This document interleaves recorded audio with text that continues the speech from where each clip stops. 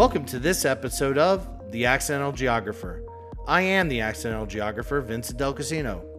With me today is Dr. Aquila Carter Francisque, Executive Director of the Institute for the Study of Sport, Society, and Social Change, and Associate Professor of African American Studies here at San Jose State University.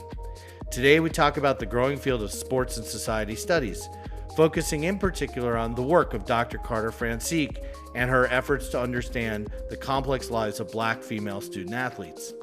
This wide-ranging conversation shows us how the study of sports today can be applied to much broader questions of race, identity, and politics in the United States. So, let's get right into it. Aquila, thanks so much for joining me. Thank you for having me. So it's really interesting. I find your work absolutely fascinating because it operates at the level of trying to really understand the intersection of sports and society, right? And the impact that sports has on society and society has on sports. How did you get interested in these sorts of questions? You know, what drove you there to begin with? I appreciate that question. It's interesting because as I tell people, I fell into this work by accident. I really feel that I was tricked into it. So I was working at the University of Georgia in campus recreation, 2000s. And I came across a book at a grocery store called The New Plantation. The colonization of the Black male athlete. And I thought, hey, this is really fascinating. There was no price tag on it or anything, so I couldn't go and check it out. So I went back to my office, looked on my computer, and found out that the author of the text was a man by the name of Dr. Billy Hawkins. And then as I kept digging further, I found out he was at the University of Georgia. And then I dig further and I was like, oh, he's currently here and he's in the building. So I went up to his office, introduced myself, said, hey, I saw that you have a book, would like to get a copy of it. I too was a former student athlete. And he said, sure. He asked me what I was doing, told him I worked in campus rec, was finishing up my master's degree. And he said, well, why don't you go for your doctorate? I said, no, I just want the book. And so at that point, he invited me. He's like, well, why don't you come talk to my class about your experience as an athlete? So I did that. I put a presentation together. It was called Passing the Baton. And, good reception, good interaction with the students. I then came to another class that he had to talk a little bit about the work that I do in campus rec. And after that, all of a sudden, I find myself enrolling to get my PhD under his guidance. So through that process, one of the things I brought to the table was that I was really interested in retirement and transition of athletes. I think in many ways trying to sort out my own transition out of being a collegiate athlete and coming into my professional self. But as I kept reading, and doing this work, I realized that I didn't see the stories of Black women.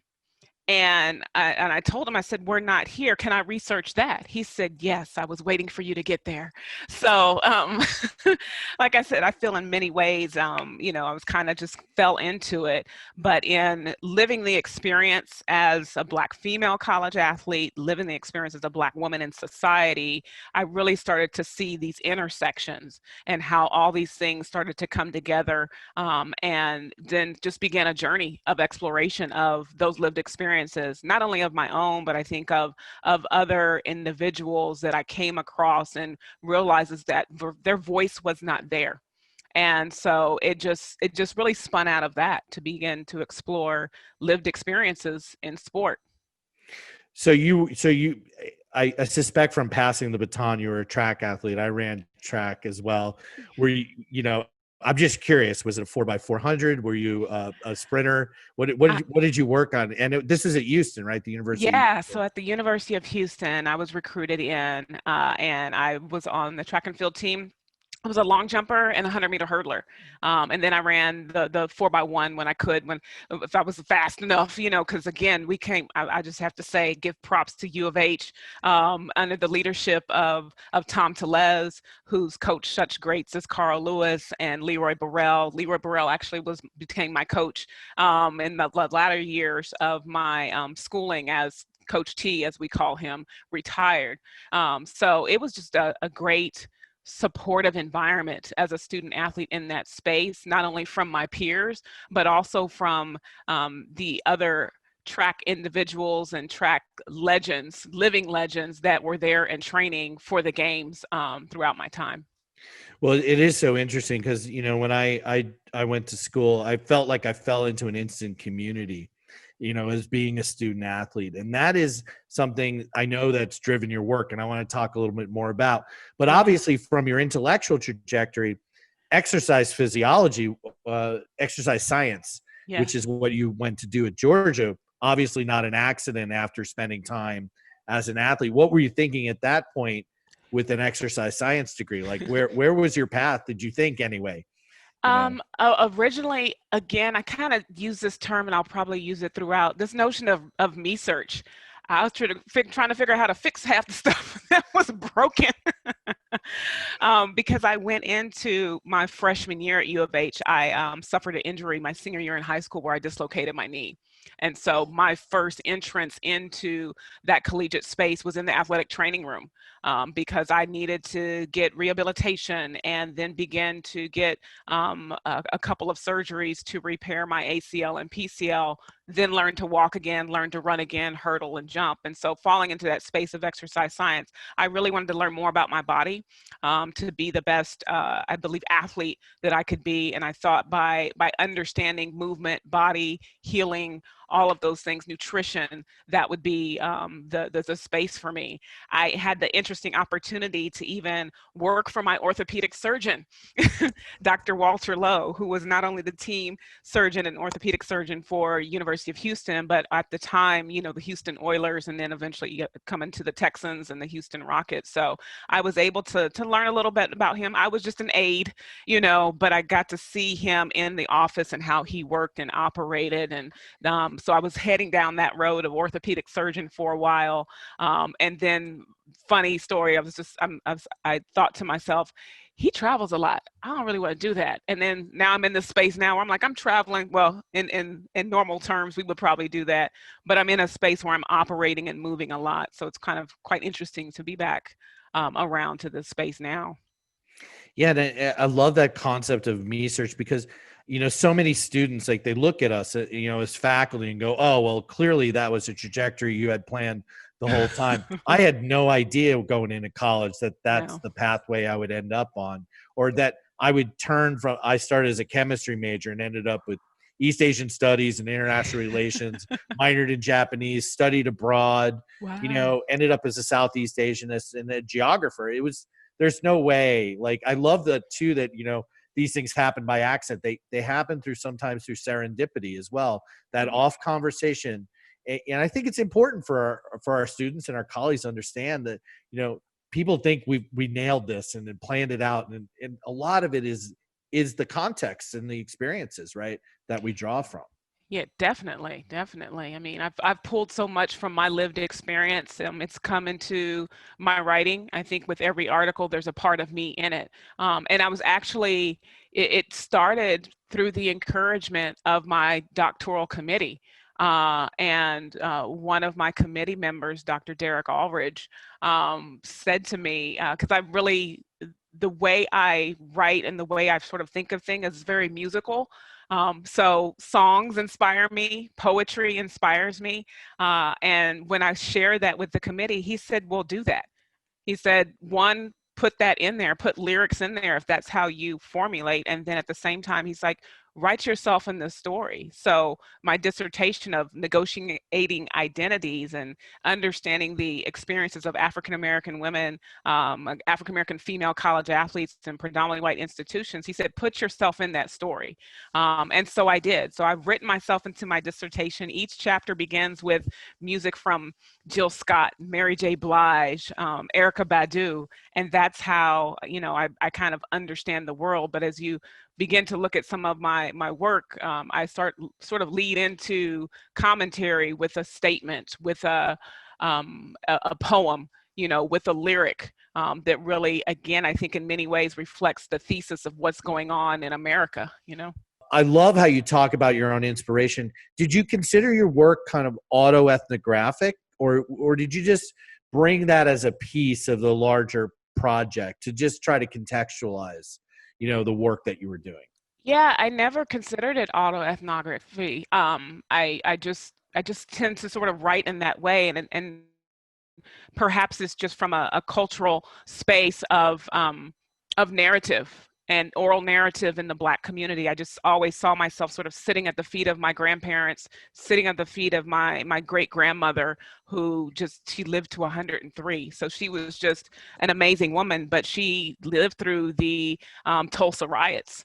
And so, not knowing the significance at a young child, as a young child, but learning more as the years go on, just the importance of sitting at the feet um, of our elders, and learning and listening and understanding their own lived experience to really help bring some continuity and understanding to who I am, and then how my lived experience will sort of pass on to my children. That's really powerful. And clearly, I want to turn now to the work itself, the research you've done and so forth. Clearly, a strong interest early on in your career on mentorship, particularly among Hmm. Black and African American girls and women in sport.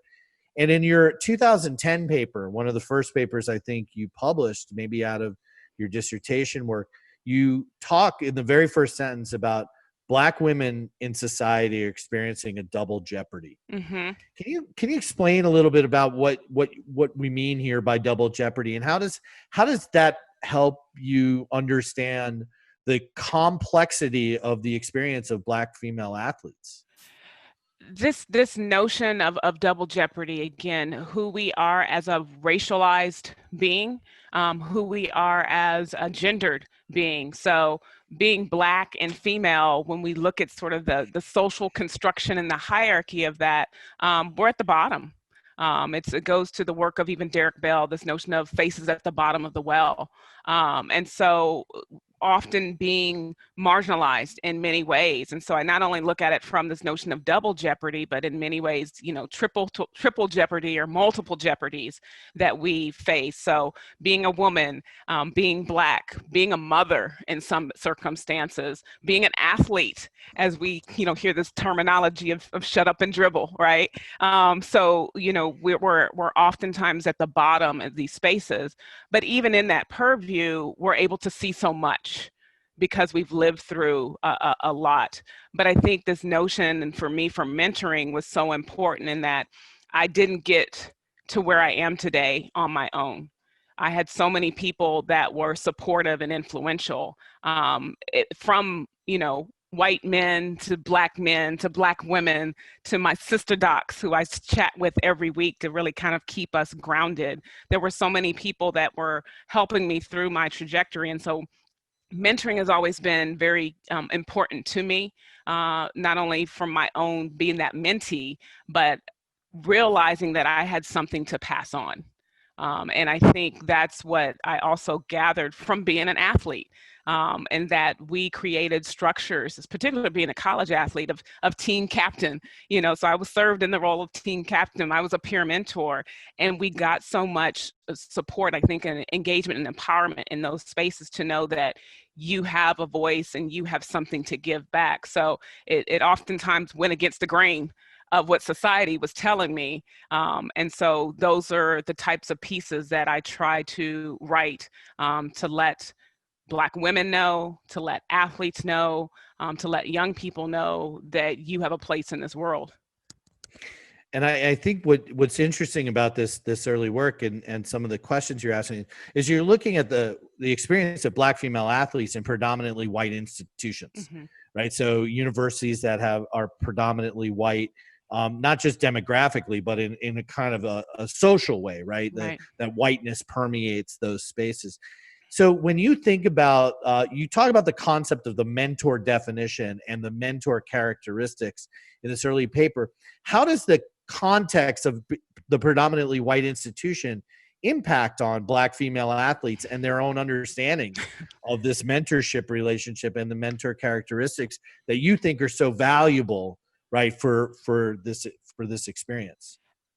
Being in those spaces, has been a norm for me. So even starting from early elementary school, I've been in all white institutions. But there's been, again, sort of that one teacher, one principal, a physical education teacher that has sort of served as a mentor, helping, me navigate these spaces and get through to learn in these spaces, but also just to exist in these spaces. When we look at predominantly white institutions, historically white institutions, the leadership is as such, again, predominantly white. The spaces are predominantly white. There's no safe space in many ways because they're occupied by the majority. And so we found ourselves, and I'm saying we, seeing myself as an athlete at U of H, oftentimes just congregating with one another. We stayed in our social spaces with one another. So there was a real sisterhood and even brotherhood that sort of developed in those spaces. But mentoring was very important because we still understood that we needed to sort of get through this life as athlete and get through this life and get our degree so we could go on to be great. And so the mentor in this space, they serve as a guide, they serve as a role model, they provide constructive criticism, but more than anything, it has to be genuine. That mentor, whoever was sort of speaking to us, there was a trust factor there to help us move through so we could be great in our career choices and identifying some of those things, that we could be great in our athletic endeavors. But I think even to the point of that is more of what I'm seeing now is the importance of just what I call that psychosocial support. Being able to know that we're off in a place, because again, going off to college, especially for athletes, most of us are migrating, as Dr. Hawkins would say, to another geographic location. So we're without family. We're without our friends that we grew up with. So we build that family in that space. And so mentoring becomes such a value to know that you have another trusted individual that can serve as a guide to help you navigate these spaces. And hence this notion for me of it's important for us Black women, Black female athletes in particular, who are often very small, represent a very small percentage of that university campus. When we think about it in reality, it's probably about 50 women, per these institutions, that 38,000, 40,000, Right. 28,000, very, very small population. So having mentoring, investing in them is very important because they are such a small population, but at the same time are oftentimes thrust to the fore because of their athleticism, that we need support. We need that guidance. And so for me, that was something that I wanted to put out there to say, don't forget about us, because again, our Black male counterparts are the ones that are also receiving a lot of the attention to the invisibility and oftentimes silence of our own lived experiences.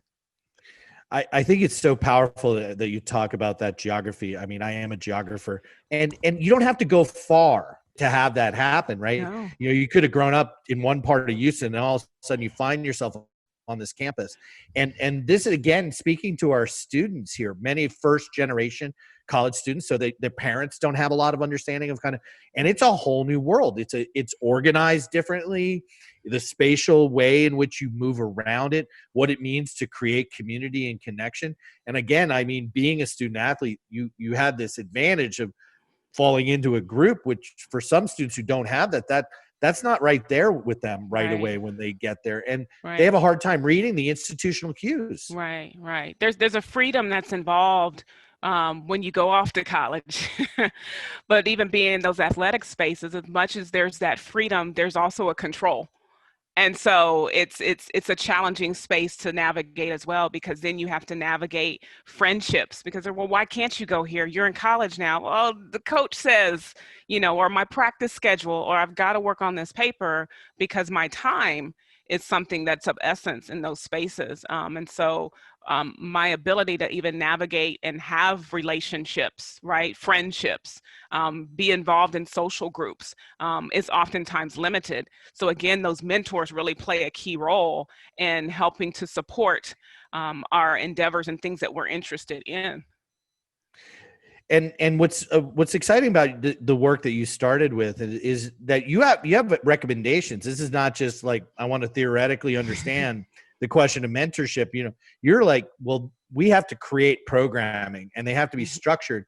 They have to be thought through with these theoretical ideas in mind, Mhm. understanding the double jeopardy. You can't just create a blank slate and mentorship programs just emerge, right? Right. So how have you taken some of what you've learned and then said, hey, here's how I think we might start to structure mentorship programs to expand access and create these kind of communities that you're talking about that help people balance all this complex life work?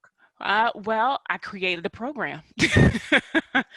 So my dear colleague, Dr. Denise Dortch, who was with me at Texas A&M University, she and I came together to create Sister to Sister, and that spun out of not only my dissertation sort of implications, but it also came into the reality that I, being a African American professor at a predominantly white institution, all of a sudden I was getting called.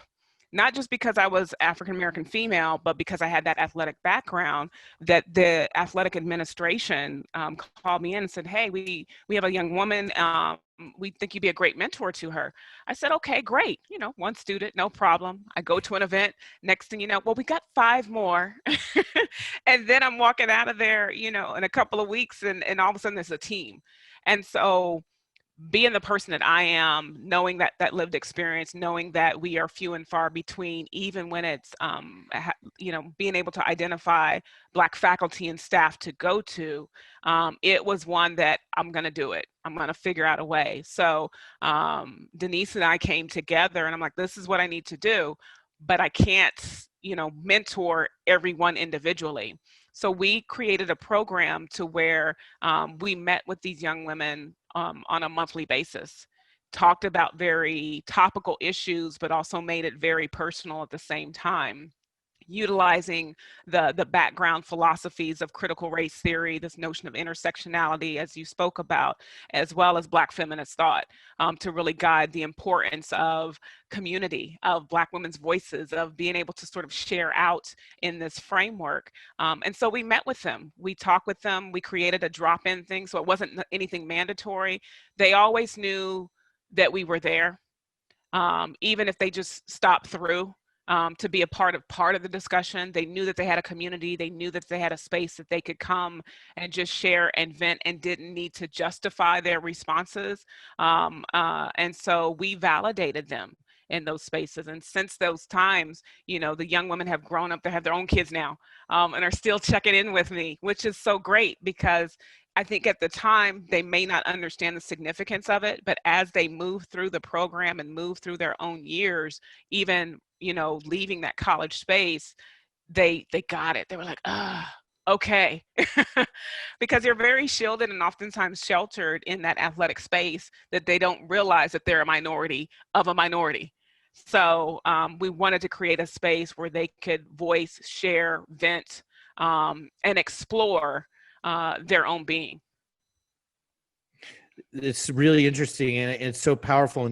And one of the challenges in the academy, right, is then how do we account for that work that so many Black women such as yourself do, right? Mm-hmm. And it's a real tension point in the academy, and I think we need to name it, and we need to talk about it, because I do think there has to be an accounting there, because that mentorship ties in essentially, I think, to the work you're been proposing, because you move from there to that larger question, a sense of belonging, Mm-hmm. and community and connection. And you talk about in I believe it's in one of your papers, you talk about the ethics of care Mm-hmm. that we need to develop. And I find that very powerful as a person who's worked in kind of medical health, HIV related issues. Those questions of ethics of care are really important. And you say the ethics of care needs to be rooted in a Afrocentric feminist epistemology. Mm-hmm. I would love for you to unpack that a little bit for us. Like, what does that mean? Because I think it's really interesting and important, because just reading through your work and the evolution of it, it raises the question of, like, how does that theoretical set of questions then work into frameworks or ways of being or activities that allow us to think differently about the support structures we might provide? This framework has been something, again, that's guided my work, but I think I've always been doing it.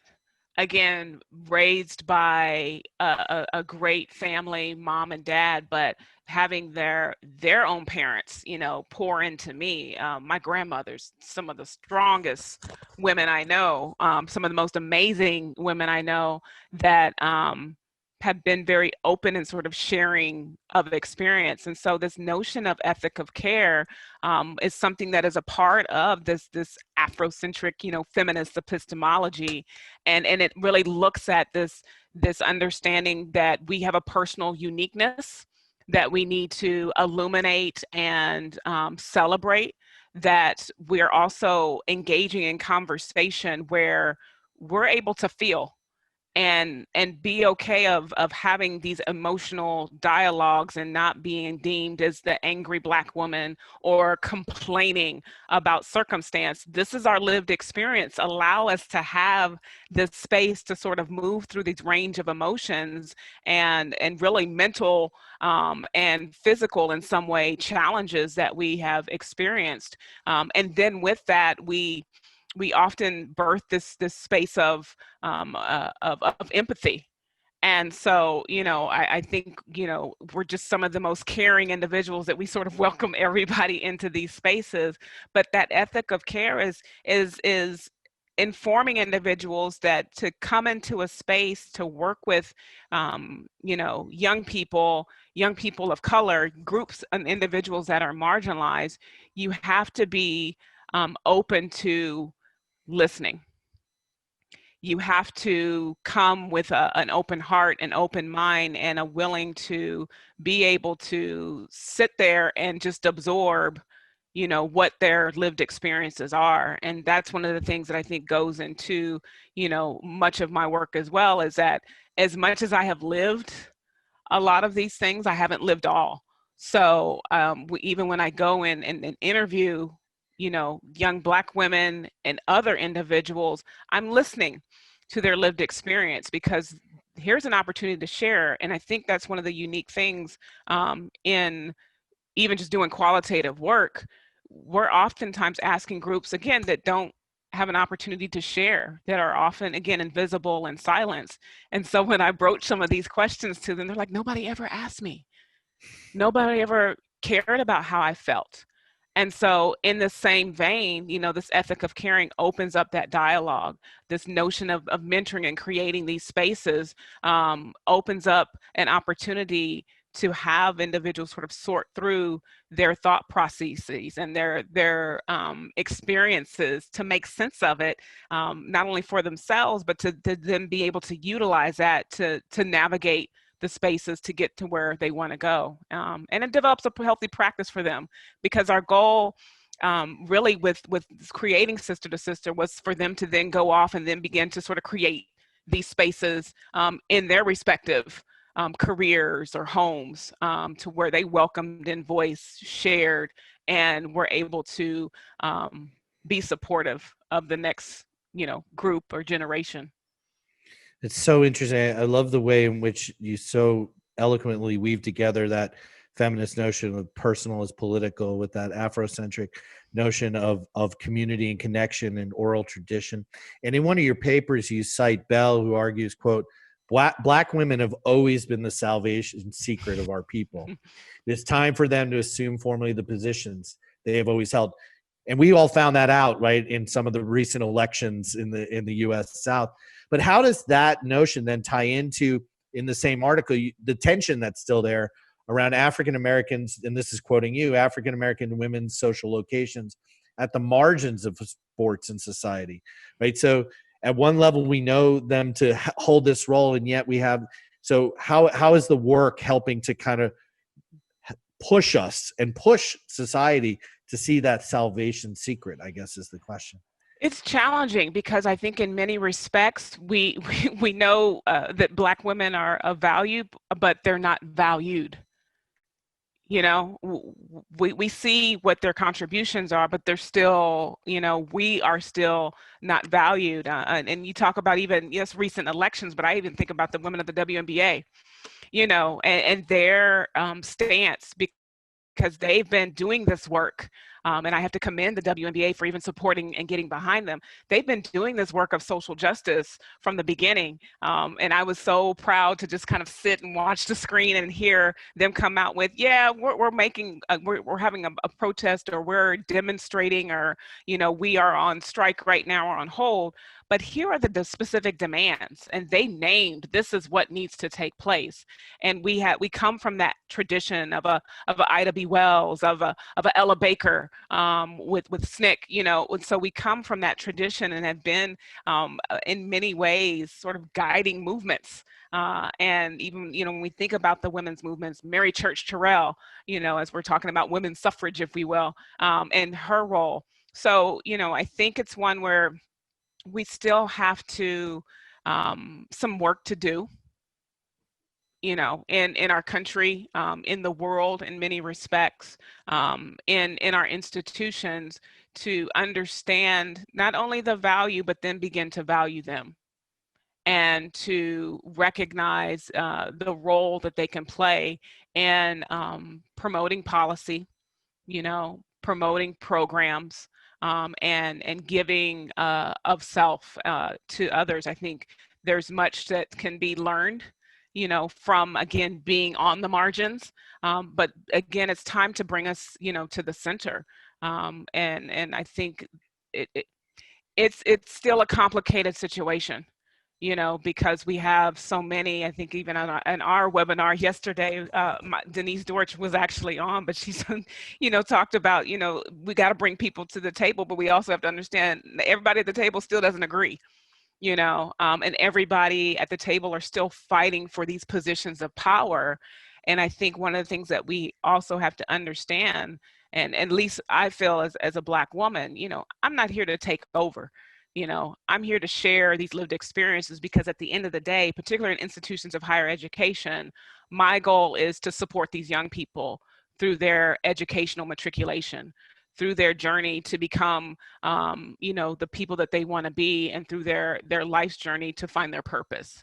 And that, for me, is what really drives me in my work. And I think, again, to me, it needs to be the undercurrent of the conversation is, you know, who are we serving in this space, and who are the voices that can bring that together to help us fulfill our service, fulfill our purpose, fulfill our mission in our respective institutions and organizations. I think that's really, really interesting. And what you talk about too, which is also really critically important, is an anti-reductionism, getting away from just saying there's one Black female experience here. There's so much complexity in this, and we have to foster that through the very conversations you're talking about, right? So Mm-hmm. because disagreement is also can be healthy for productive ways of engaging each other, right? And I see that throughout your work. You're trying to make sure those voices emerge, Yeah. and through this. I have like a selfish question, which is, Okay.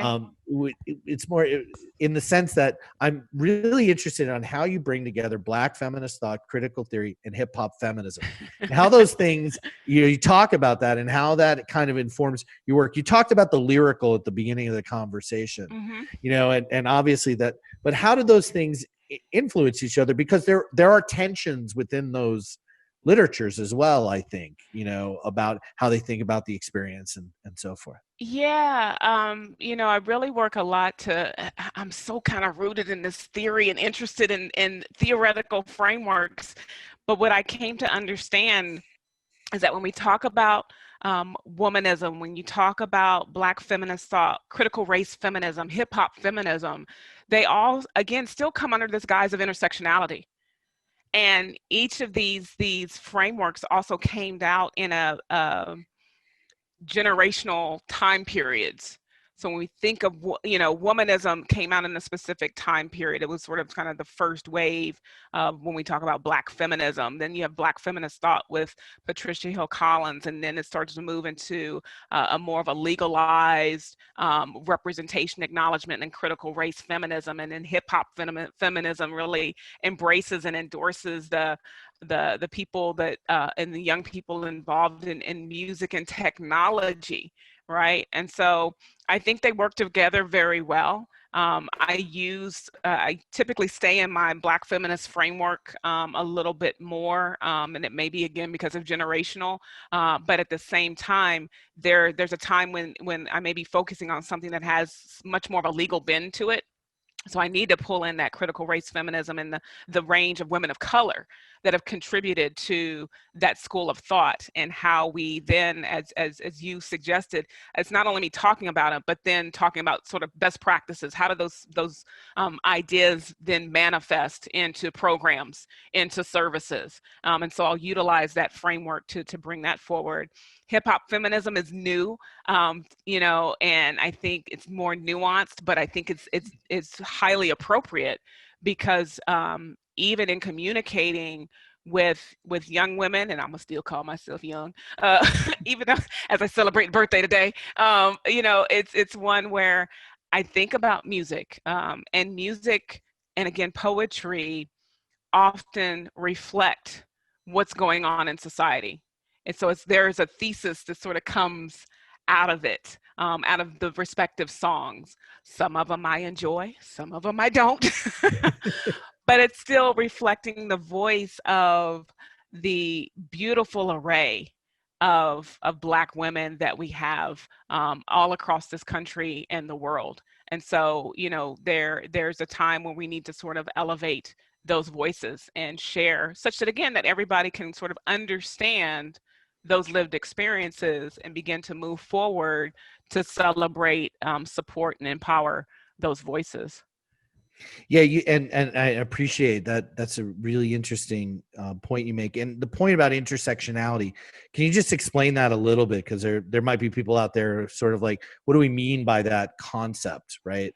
What does that bring to the table in terms of your thinking?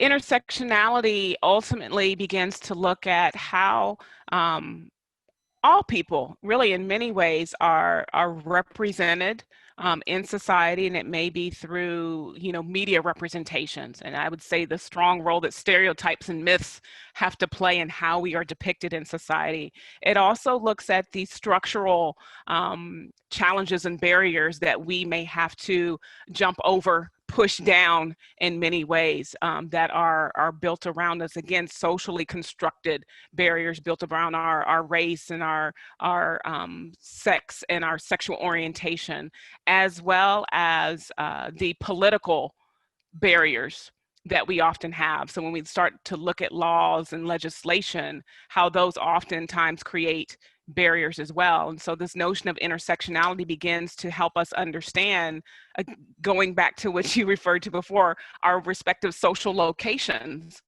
and how we are in the places that we are, how we are able to access certain career spaces, certain industries, certain social circles, but then at the same time, how we're treated in these spaces. So this notion of intersectionality really is a great philosophy, theoretical framing brought forth by Dr. Kimberly Crenshaw, that does an excellent job of saying that sometimes in these issues, living at the intersections, when we're fullness as intersectional beings, as Black female, coming from a certain social class or such certain educational mindset, but functions both women and gender, then we begin to see in this space, we're going to count your race. And so we'll talk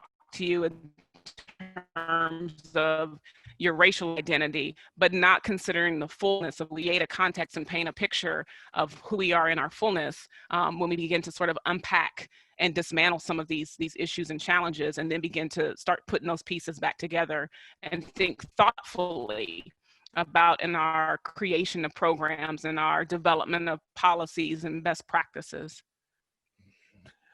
That's awesome. I thank you for unpacking that for us. I think it's important for people to understand. We might have had a little, blip there, but we'll just push on. I would be remiss if I don't talk about one of the core reasons we have the opportunity to have you at San Jose State University, which is as executive director of the Institute for the Study of Sports, Society, and Social Change. And I would love to know a little bit about the Institute, but also what you're working on, what you're pushing on. I know, for example, one of the issues that you has become a passion for you recently are the questions of mental health, right? Amongst athletes and so forth. So maybe just give us a little framing in the Institute, where you hope it's going, what you see as its future, and the sorts of things you want to work on and what role it plays for us. Oh, there's so much. So the Institute was founded in 2017, a brainchild of Dr. Harry Edwards, and really came forth. So the Institute for the Study of Sports, Society, and Social Change really works to illuminate the issues of equity, of social change, social justice in these spaces. Through that, we work to fulfill three pillars that include research, programs, and education. And with the Institute right now, we and me just again, what is this? My completed my first year trying to get the lay Yes, of the land you and I started at the same at the time. same exact time, and it's been such a joyride. It's been an interesting year. There's no question. Definitely, definitely. And so within that, really working to really have the institute breathe life into what it can be. And so from a research standpoint, we've been engaging, particularly over the past few months, since we've had to transition over into this virtual world, been engaging in a lot of things. So from a research perspective, we really are working to identify topics that are related to individual and group experiences, institutional and organizational practices, things of public policy, and just how those things sort of interface in our sport and society world. And so we've had a great opportunity to engage with some communities, and things are coming forth. I've been working with, which I think is part institution, but also part, the work that I've done with an organization called Laureate Sport for Good, an international sport-based youth development organization. And so I'm on a team of one of six scholars from the U.S. Committee that is looking into some of the issues and challenges when we talk about the providing programming for sport and for a lot of these kind of grassroots organizations that are working to use sport as a method to engage in education, mentor, kind of offset issues and challenges when it comes to socioeconomic status. So working with that organization, doing some just onboarded with another organization called the International Working Group, which promotes girls and women in sport and recreation. So going to be serving as a co-convener for this particular organization, and its conference they'll have in 2022 in New Zealand, and hopefully we're live again, but to do some amazing work around in and around girls and women in sport, and just understanding, lifelong experiences in those spaces. Other things, working on campus with collaborators, Mel Day, who's a lecturer in our art and art history department here at San Jose State, with a Wall of Song project, and working that into national initiatives with National Girls and Women in Sports Day. So again, elevating women, empowering women, and really trying to work to engage even our own female athletes here on this campus. But I think one of the undercurrent, research endeavors that we are starting to delve into is what the Institute and what the work of Dr. Edwards sort of spoke to with regards to athlete activism. and really trying to get the voices of, those young people today, and to examine a lot of the storyline that has happened over the past few months in this wave and space of Black Lives Matter. And so we will begin to sort of work together, not only we as an institute, but collaborating across departments and organizations with our own Department of African American Studies, under the chair of Dr. Travis Boyce, working with our Martin Luther King Jr. Library, our archivist, Carly Lowe, on some projects. So I'm very excited to kind of push forward with that as well. Working with my amazing team, Dr. Amy August, who just came on board, to get some of these narratives, and also to support her work when we talk about the Me Too movement. So that's sort of our research efforts, our programs. Oh my gosh, in this transition, we moved to a virtual platform. We started Sport Conversations for Change in April, and because, we thought we'll just do a few shows because COVID is only going to be a few weeks, right? That's right. It's only going to last.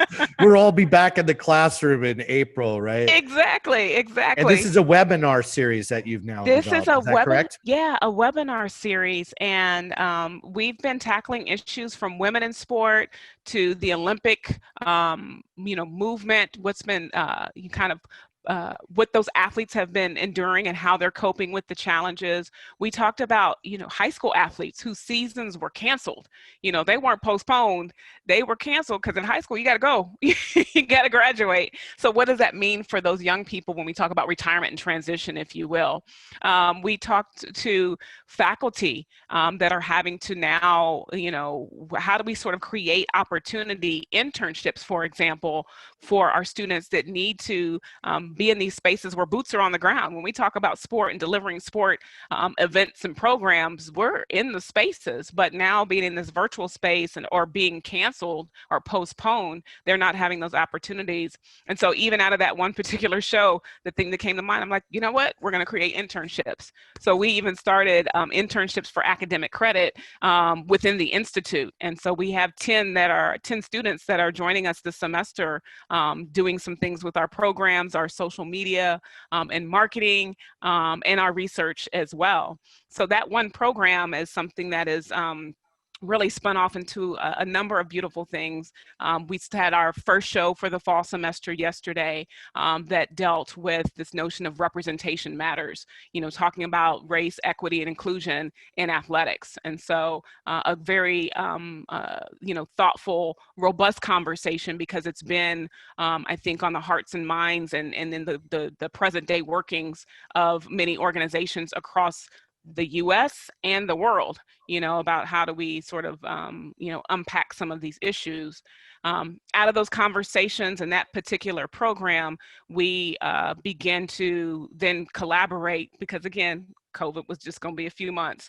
So we were like, we'll take a break from the show and we'll just take time to kind of get our ducks in a row. And again, I say we, Dr. August, Beth Doyle, who's our executive assistant for the Institute.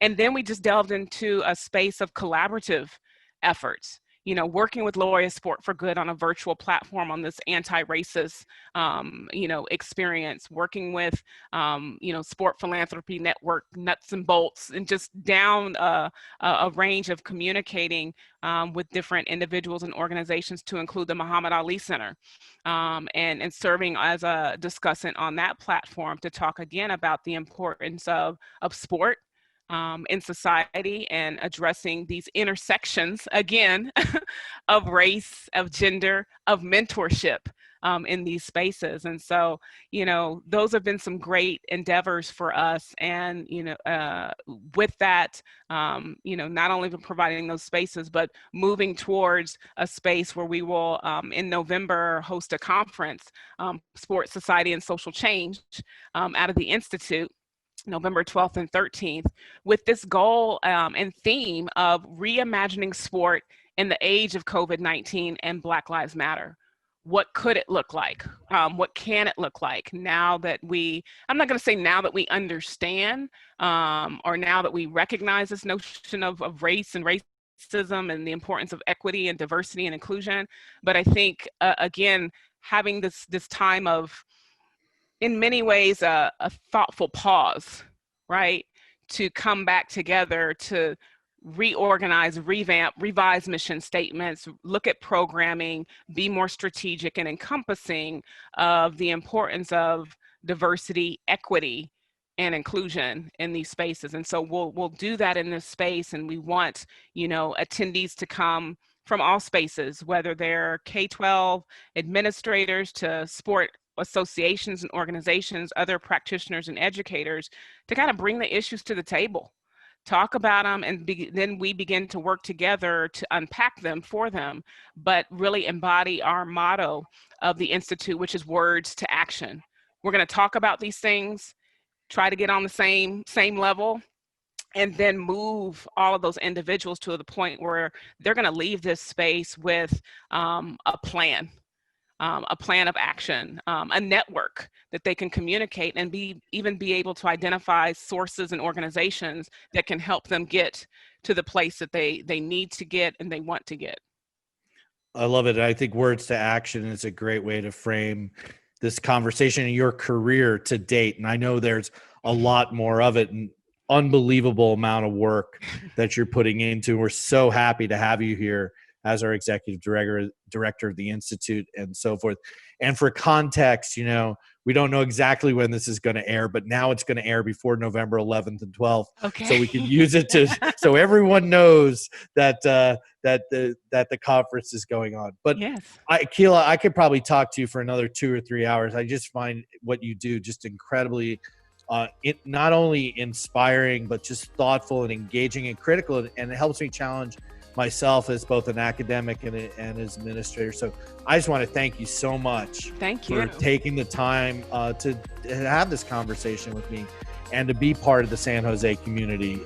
We're just very, very lucky to have you here. So thanks so much. Thank you.